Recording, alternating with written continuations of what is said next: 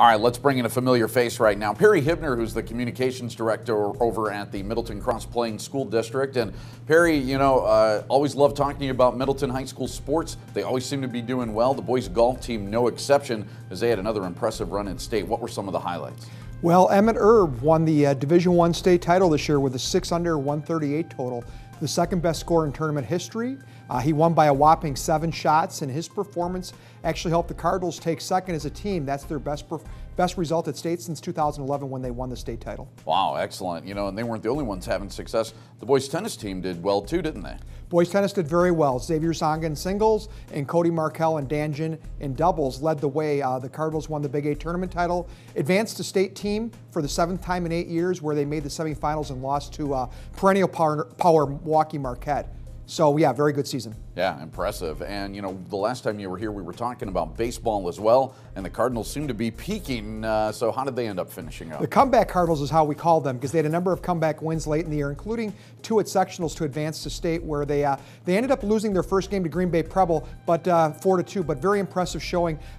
Even more impressive considering their star pitcher was hit with a line drive 3 batters into the game, but they still found a way to make it a competitive game before they bowed out. Wow. Yeah. Well, that's tough, and nice for them to rebound after something like that. Talking about some other stuff going on, how about Perrin Hagge capped off an amazing track career at the state meet in La Crosse? What was the highlight there? Amazing is certainly appropriate. Actually, 3 highlights. So he won the 1600 meters, finished second in the 3200, and finished 4th in the 800. He alone combined brought in 22 points as the Cardinals finished second in the boys team competition. Wow. Now how about on the girls side of things? I know Samantha Valentine had a pretty impressive run at it too, didn't she? She did. She took second in both the 800 and 1600 and helped the Cardinals finish 5th. So yeah, she had a great 4-year career for us. Wow, just the good news keeps coming and coming for the Cardinals sports teams. Absolutely love it. So there's something called the WSN Cup. And where did Middleton end up finishing in those standings, and what's that all about? For the 3rd straight year, we finished second behind Heartland Arrowhead. And what it is it actually looks at the state tournament results for teams throughout the fall, winter, and spring sports season.